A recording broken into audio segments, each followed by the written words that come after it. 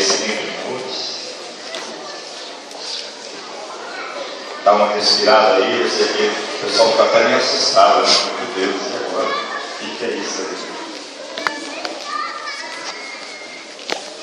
Mas essa noite, eu quero falar algo para você. Gostaria que Deus falasse ao seu coração. Gostaria que Deus falasse ao seu coração. Nós todos nós, sempre estamos seguindo alguma coisa. Por mais que nós tentamos, às vezes, não, eu ando pela minha cabeça, eu ando pelo meu entendimento, mas muitas vezes, e quase invariavelmente, nós estamos seguindo alguém. Sempre estaremos seguindo alguém. Por mais independente que nós queremos ser, nós sempre estamos seguindo alguém. Algumas pessoas seguem partidos políticos e ele decide ser do partido tal, ele se filia ao partido, ele investe no partido, ele põe a camisa do partido, ele entrega poder para o partido, e ele está seguindo aquele partido, aquele ideal daquele partido. Outros seguem uma filosofia, eles olham para aquela filosofia e tomam para si, assim, eu vou seguir. Alguns seguem filosofias de Sócrates, Platão, Confúcio, Buda, e decidem seguir as filosofias e dizer, eu vou seguir isso. E ele aplica aquela filosofia à sua vida, vai até as últimas consequências. Alguns seguem times de futebol. Não, que isso? Você for para Campos, você vai escutar um monte de gente falando assim, louco por ti, Corinthians. Quem já ouviu isso? O cara é louco, o cara vai na Bolívia, fica preso, ele vai. Outro fala porco, e assim vai. E segue aquele time de uma maneira tão cega, que não importa o que acontece. Não importa se ele tiver que brigar com alguém. Não importa se ele tiver que humilhar alguém. Ele acha que aquela bandeira que ele levantou é aquilo que ele deve seguir e segue. E nós somos mais ou menos assim. Você está entendendo? E nós sempre estamos seguindo alguma coisa. Sempre estamos seguindo alguém. Alguns seguem religiões e decidem seguir uma religião, diz, essa religião que eu quero seguir, ele se dedica àquela religião, diz, eu vou seguir essa religião, não importando as consequências disso para mim, ou para minha família, ou para meus amigos. Não importa se eu tenho que me submeter a ritos humilhantes, não importa se eu tenho que me sacrificar, mas eu vou seguir essa religião. E ele, tomando essa decisão, ele vai até as últimas consequências. Nessa noite eu não quero falar de religião, eu não quero falar de time, eu não quero falar de filosofias ou partidos políticos. Eu quero falar de seguir um homem que mudou a história. Eu quero falar de um homem que marcou a história de tal maneira que antes dele a história é de uma maneira, depois dele foi de outra. Tanto que quando você olhar para o livro de história, estava até conversando com um amigo já assim, nós estávamos conversando, ele falou que na história não entendia porque tinha A, C e DC. E ele falou, depois que eu entendi isso, eu comecei a ler e compreender tudo isso. A C, antes de Cristo. DC, depois de Cristo. Este homem, que na verdade não era só um homem, não é só um homem, segundo a palavra, ele é 100%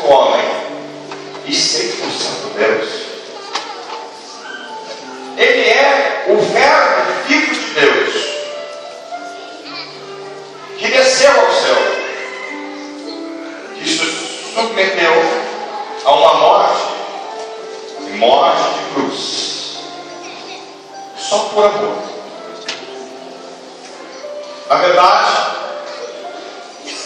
a única coisa que ele queria era resgatar pessoas que um dia o pai dele havia criado, e havia criado para adorar a Deus, para viver em comunhão com Deus.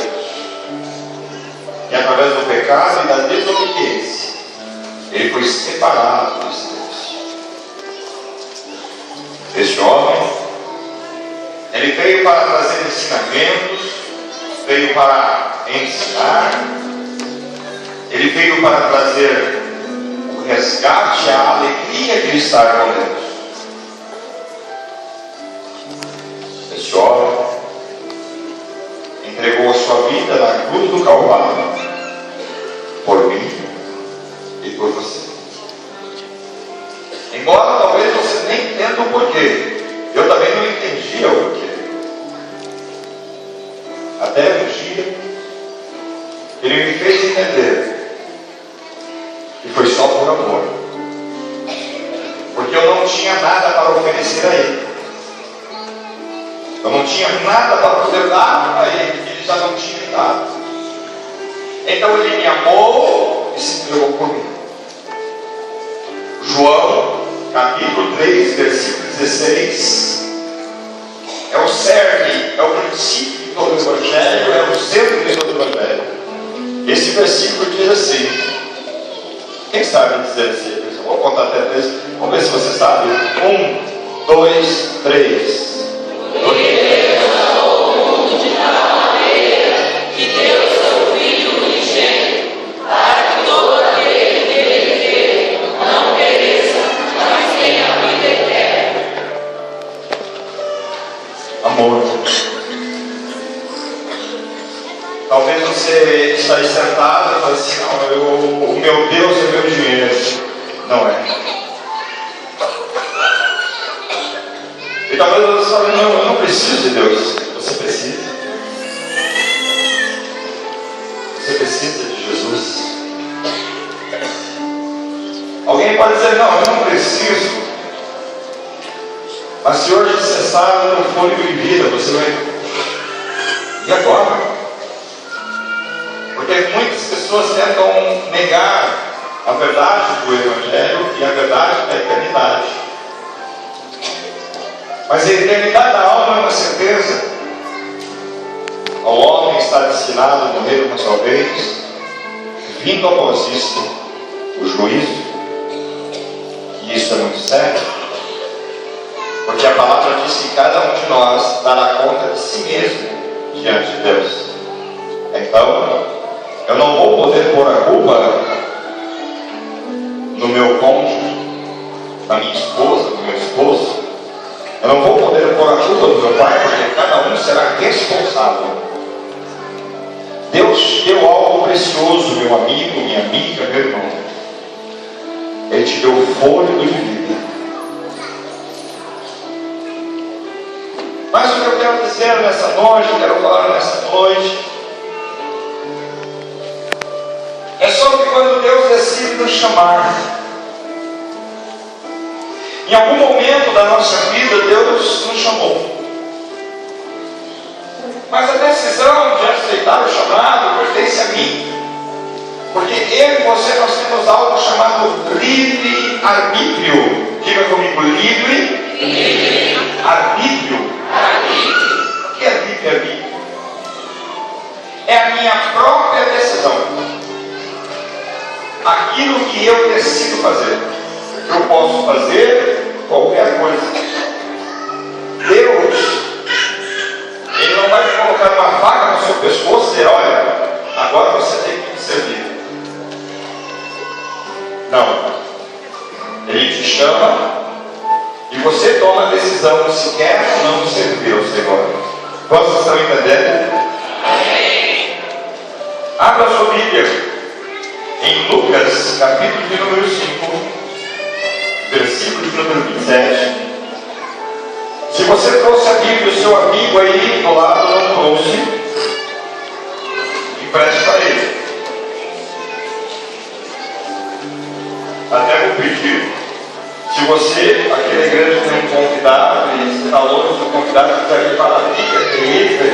guarda é ele. Não tem problema. Eu quero que você empreste a Bíblia a esse vizinho seu aí. Empreste a Bíblia para ele. Mas, poxa, eu não trouxe Bíblia, empreste para ele. Depois eu te devolvo, você vê. Se ele quiser levar para casa, dê para ele. Lucas. Mas já entregue ela aberta para ele. Porque às vezes tem dificuldade de chave. Lucas, capítulo 5, versículo 27. Lucas, um dos únicos discípulos, ou um dos únicos que não andaram com Jesus. Lucas era um médico amado, andou com o apóstolo Paulo. Ele nunca andou com Jesus. Mas Lucas era um médico, era uma pessoa muito inteligente. Ele pegou todos os relatos de todas as testemunhas que haviam andado com Jesus e compilou e escreveu o Evangelho segundo Lucas. E em uma das histórias, ele relata a história de um moço, de um homem chamado Levi. Todos já estão aí com o seu texto? Amém. E depois disso, saiu-lhe um publicano chamado Levi, assentado na recebedoria, e disse-lhe: segue-me. E ele, deixando tudo, levantou-se e o seguiu. E fez-lhe um grande banquete em sua casa, e havia ali uma multidão de publicanos, e outros que estavam com ele na mesa. E os escribas deles e os fariseus murmuravam com os seus discípulos, dizendo: por que comeis e bebeis com publicanos e pecadores? E Jesus respondendo disse: não necessitam de um médico os que estão sãos, mas sim os que estão enfermos. Eu não vim chamar os justos, mas sim os pecadores ao arrependimento. Feche os olhos, se puder, feche os olhos. Senhor, a tua palavra foi lida, e eu quero pedir que possa falar conosco. Fala comigo, fala com meus filhos que hoje vieram aqui, com os nossos amigos que vieram pela primeira vez, que Ele possa abençoá-los através dessa palavra, que o Evangelho tenha vida e essência. Senhor, nós trazemos, Senhor meu Deus, a mente de cada um ao entendimento da tua palavra, que seja cativo a ti, Senhor. Que teu Espírito Santo possa falar em cada coração nessa noite. Eu te agradeço, no nome de Jesus. Você pode aplaudir ao Senhor?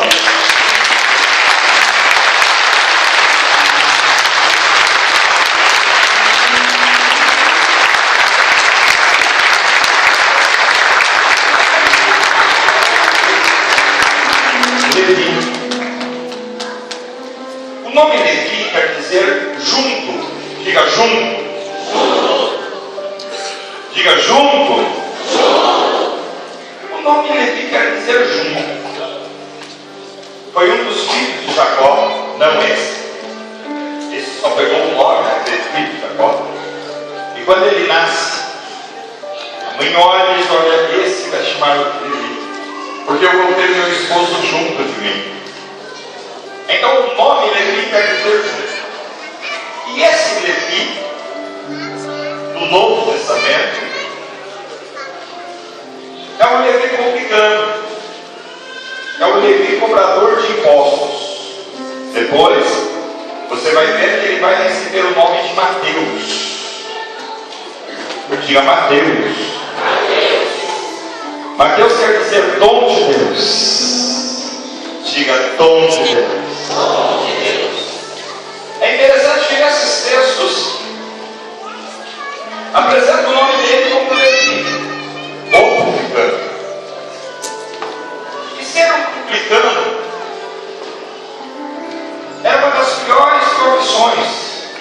sentido de compreensão, no sentido de quem olhava para essa pessoa. Ser um publicano era ser um coletor de impostos. Eles coletavam impostos em Israel para dar a Roma. Os romanos haviam conquistado Israel e subjugado Israel, escravizado Israel, e cobravam impostos de Israel. E os publicanos eram pessoas dentro do povo de Israel, que recolhiam os impostos e entregavam para Roma. Mas os publicanos usavam um jeitinho para cobrar um pouco a mais e enriquecerem ilicitamente. Então, a palavra publicano vem de publicanus, do latim publicanus, que quer dizer cabelos brancos, ou público de cabelos brancos, ou pessoas experientes. Fala das cãs. Cãs são cabelos brancos.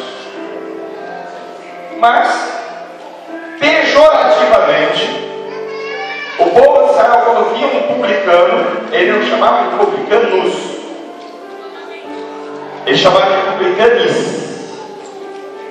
cão público. O índice de rejeição dos publicanos era tão grande que os judeus chamavam ele de cão público, chamavam de cão, numa conotação pejorativa.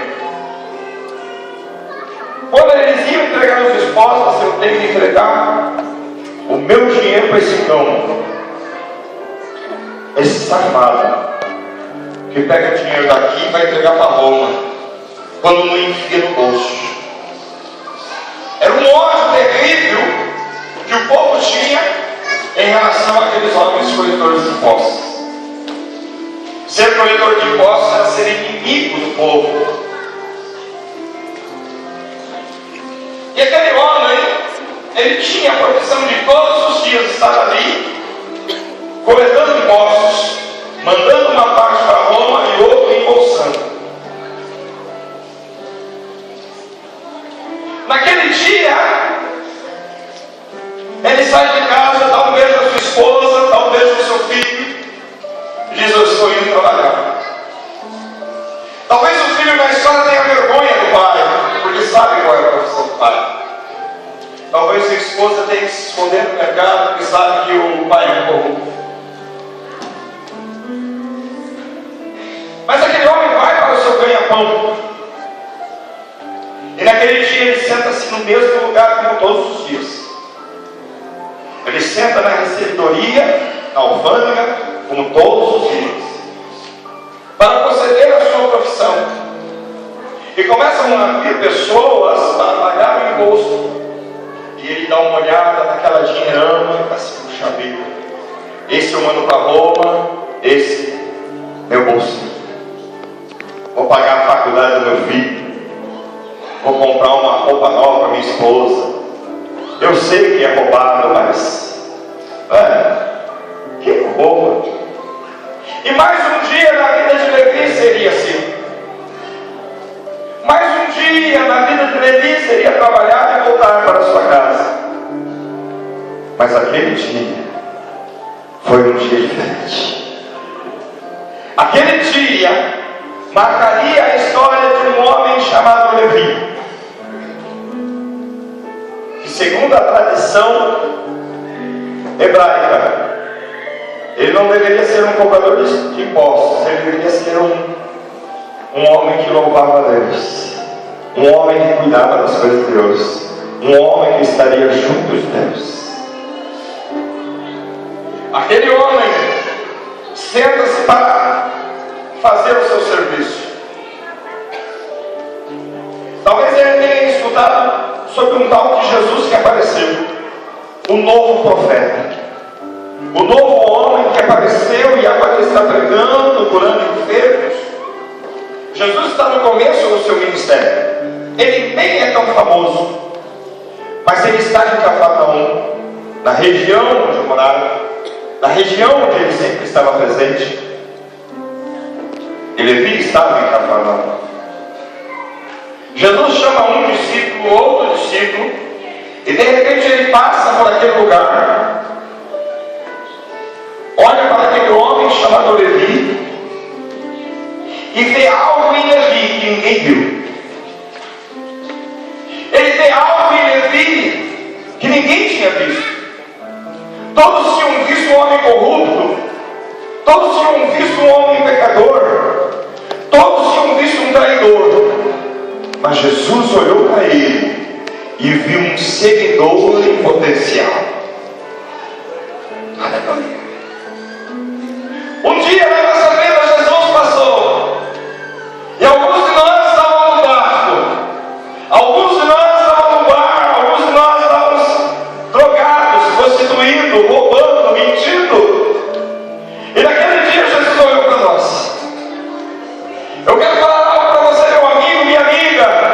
Hoje é um dia que Jesus está passando aqui e Ele está olhando para dentro do teu coração. E hoje é um dia do grande chamado. Jesus olha para Levi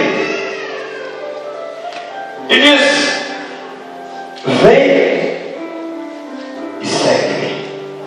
Diga comigo: vem e segue-me.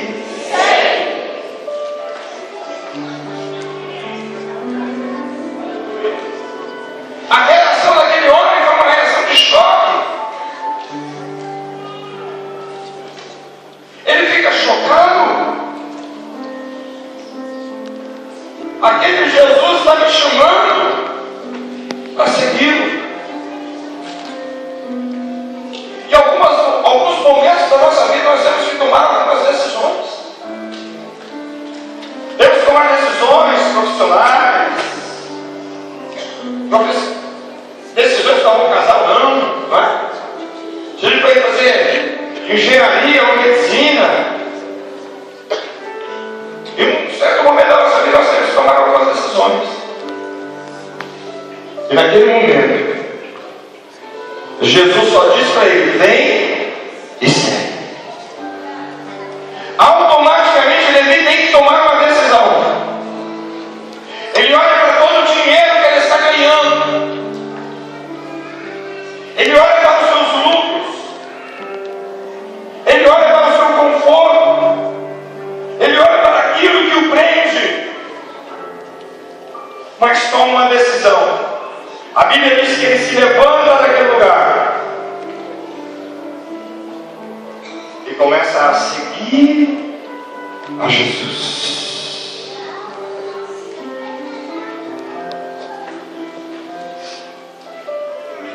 Ele tomou uma decisão.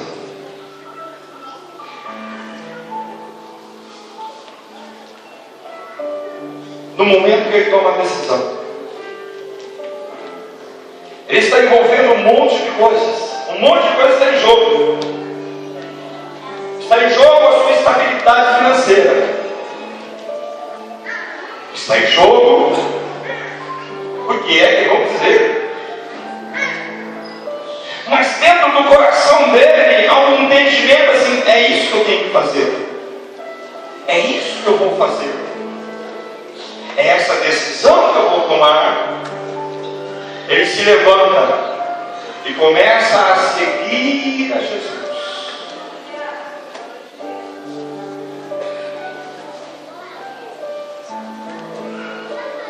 Ele começa a maior aventura da vida dele.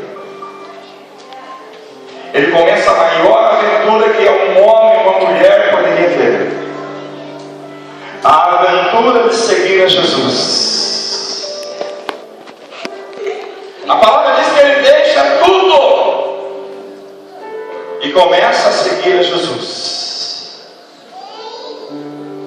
E quando ele começa a seguir a Jesus, ele abre mão de um posto, ele abre mão de uma posição, ele abre mão de uma estabilidade,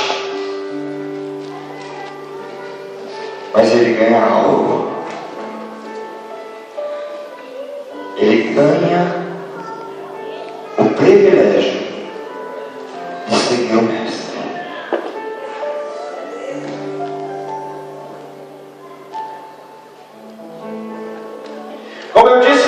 de nós, num certo momento da nossa vida, nós estávamos sentados em alguma alfândega dessas. Algo que era extremamente importante para a nossa vida. Tão importante que se colocava entre nós e Deus. Jesus está chamando esse homem para ligá-lo de novo. Lembre-se que Levi quer dizer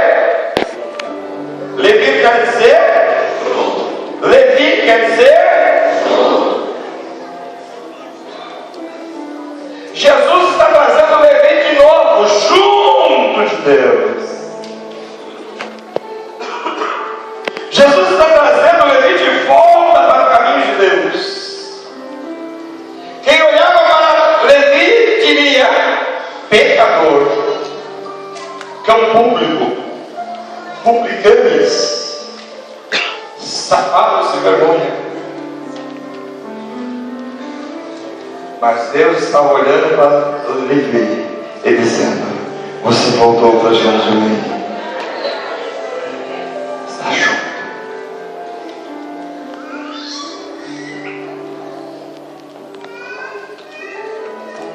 E talvez nessa noite nós temos muitas coisas em comum com Levi. Eu gostaria que naquilo que fosse possível, se as pessoas puderem não andar agora nesse momento, andassem o mínimo possível. Se as crianças puderem sentar, fortalecer, tá bom? Se a pessoa quiser água, dá um sinal com a mão, um dos obreiros vai levar água na mão, tá bom?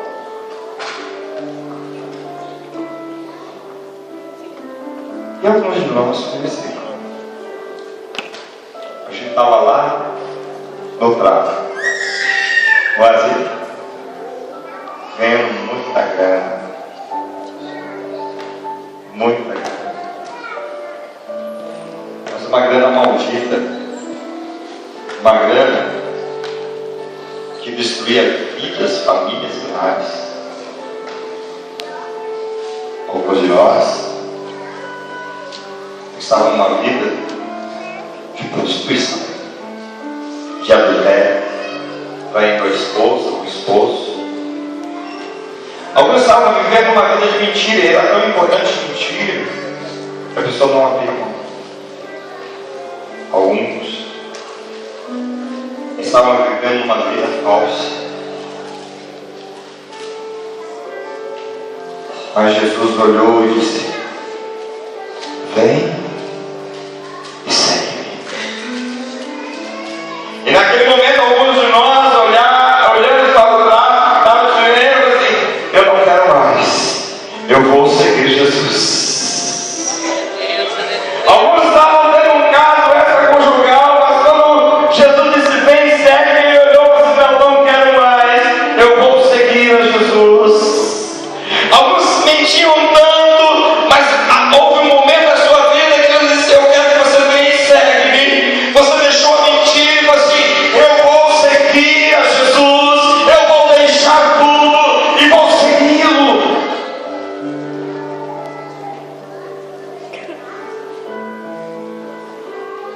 E nessa noite eu não estou falando de uma religião evangélica. Eu sempre digo assim: Deus não é evangélico, Deus não é espírita, Deus não é católico, Deus não é budista. Deus está acima, além de toda e qualquer religião.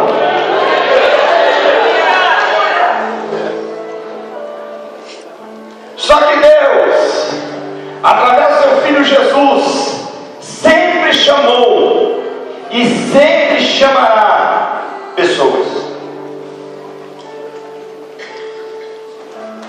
Levi entende isso. Ele fala: Jesus, vai na minha casa essa noite. A palavra diz que Levi prepara um banquete para Jesus. Prepara algo dele. Eu quero oferecer isso para Jesus. E chama Jesus. Fala: Jesus, vem na minha casa.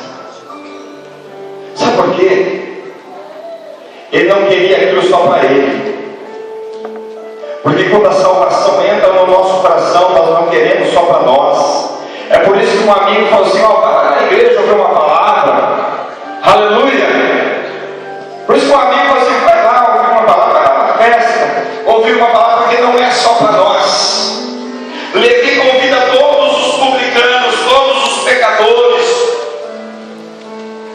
Ele quer levar Jesus para dentro da sua casa. Ele quer levar Jesus para dentro da sua família. Há um princípio bíblico nisso. A palavra diz: crê no Senhor Jesus e será salvo tu e toda a tua casa. Princípio bíblico.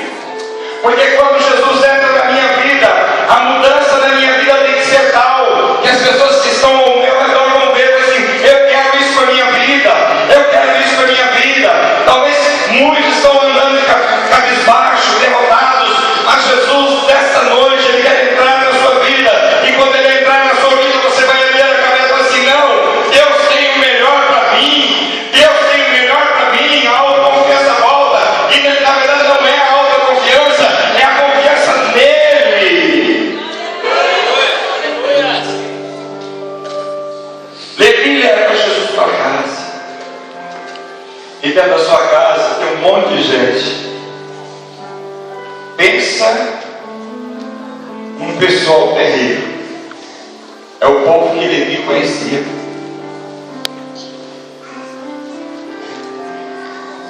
Talvez Levi fale assim: ó, Jesus, esse aqui é publicano, meu amigo. Eu vou lhe falar: Jesus, esse camarada está cobrando mais do que eu, hein? Esse aí está precisando. Esse também é meu amigo, sabe? Ele come imposto, ele senta lá, mas tem um câncer. Esse também é meu amigo. Esse aqui, ele ganha muito dinheiro cobrando imposto. Só que ele não consegue sair das drogas.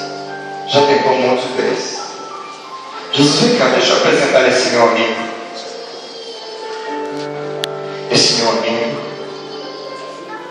ele ganha muito dinheiro coletando impostos, mas a família dele está destruída. Esse meu amigo, ele ganha muito dinheiro, mas ele não tem paz. Você está entendendo? A presença de Jesus não pode ser só para a minha vida, tem que ser para a nossa vida. Amém? Dá um cutucão. Você não sei que eu estou indo devagar nessa noite, irmão? Dá um cutucão assim. Põe a mãozinha no ombro desse irmão que está do seu lado. Põe a mão no ombro dele. Põe. Diga assim: Jesus é para você também. Faz com carinho, né? Faz com carinho, assim, ó.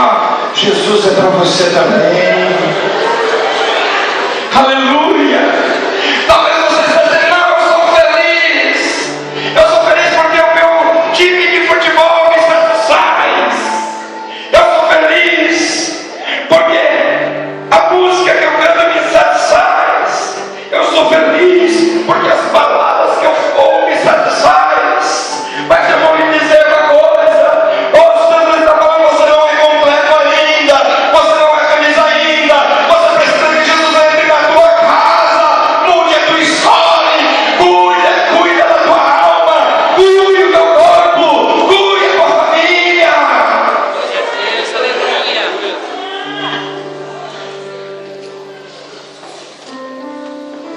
Sempre tem alguém para apontar o dedo. Tem ou não tem? Hã? Aqui, irmãos, tem um monte de ex. Eu já disse isso, agora repetir. Aqui tem ex-maconheiro, ex-craqueiro, ex-alcoólatra, ex-macumbeiro, ex-ladrão, ex-brigão. Tem gente que quando andava na rua tinha medo dele. Porque sim, cruzados com ele, ele quer brigar.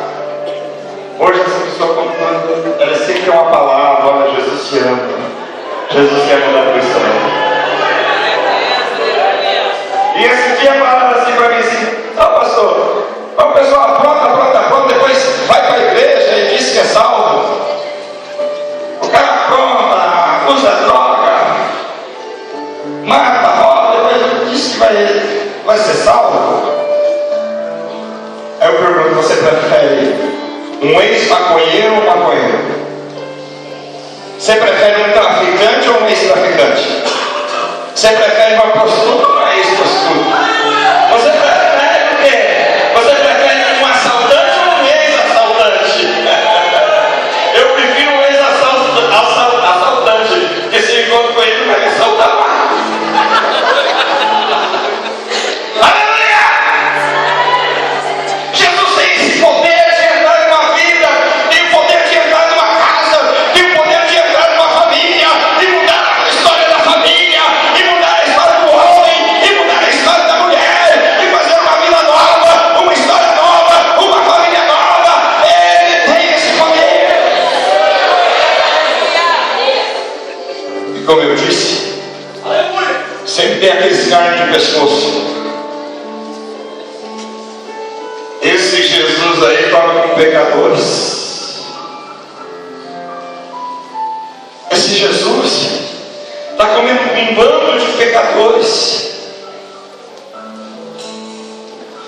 Tudo coisa ruim. Os cão públicos, os cães públicos. Ninguém gosta deles. Esse Jesus sempre tem alguém para contar. Fique tranquilo. É normal. Aí Jesus começa um discurso e eu quero que você ouça. Eu quero que você ouça o que Jesus responde a essas pessoas. E Jesus respondendo disse-lhes: não necessitam de médicos que são sãos, mas sim os que estão doentes.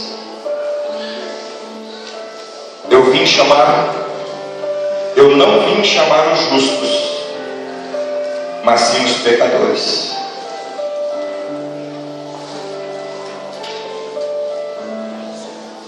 O chamado de Deus é para quem precisa.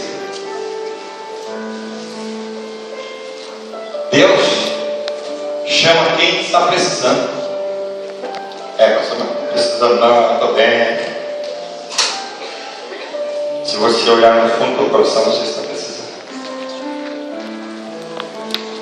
Deus fez o homem com um defeito de fabricação. Ele fez o homem com um buraco que só cabe ele. Você pode tentar preencher com funk, rock,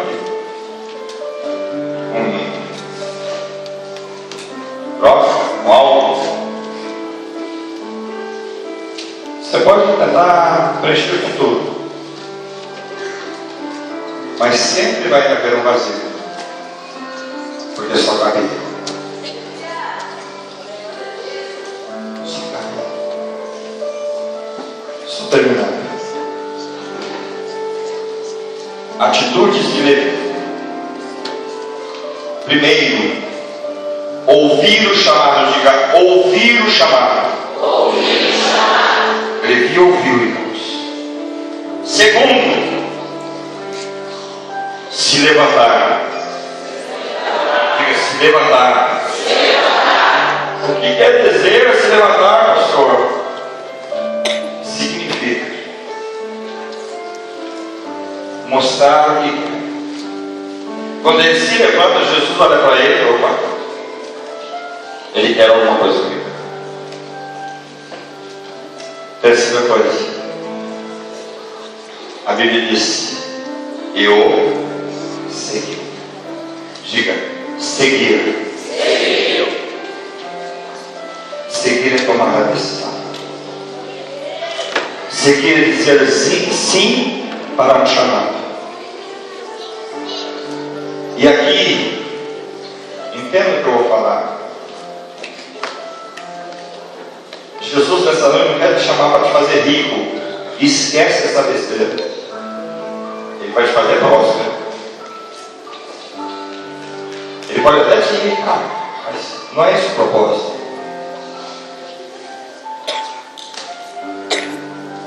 Jesus não vai te chamar para você ter 10 casas. Vai ter 1000 casas, né? Não é para isso.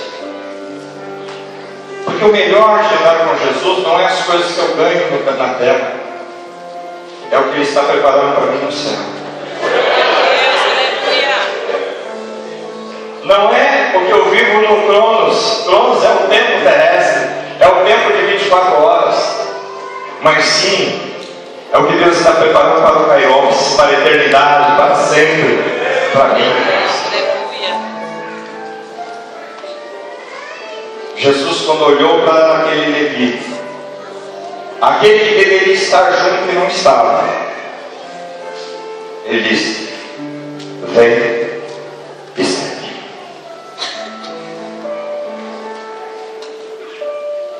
E essa é a noite que um Deus de amor, um Jesus, que como Ele andou há 2000 anos atrás, Ele está aqui nessa noite. Como o Senhor tem certeza disso, pastor? Ele disse: onde estiver 2 ou 3 reunidos em meu nome, ali estarei eu. E eu creio que Ele está aqui nessa noite. E eu creio que assim como Ele apontava assim, vem e segue. Ele olhava assim, vem e segue. Ele olhava assim, vem e segue. E as pessoas iam levantando.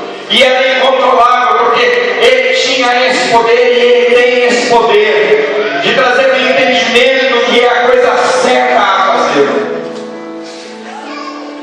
Fique de pé no nome de Jesus.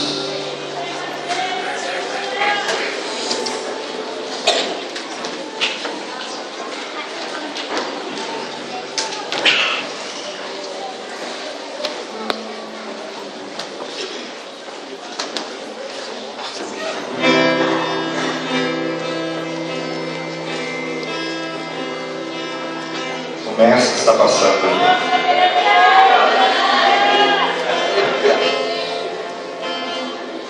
Jesus não está olhando o que dizem de você. O que dizem de você não importa. Nada. Nem para mim importa. Não importa.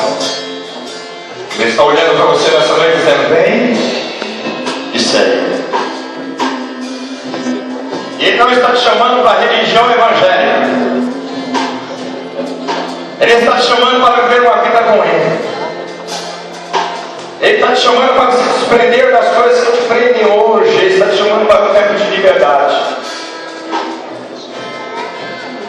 Talvez você tentou seguir muitas coisas, mas hoje é o tempo de seguir a Jesus.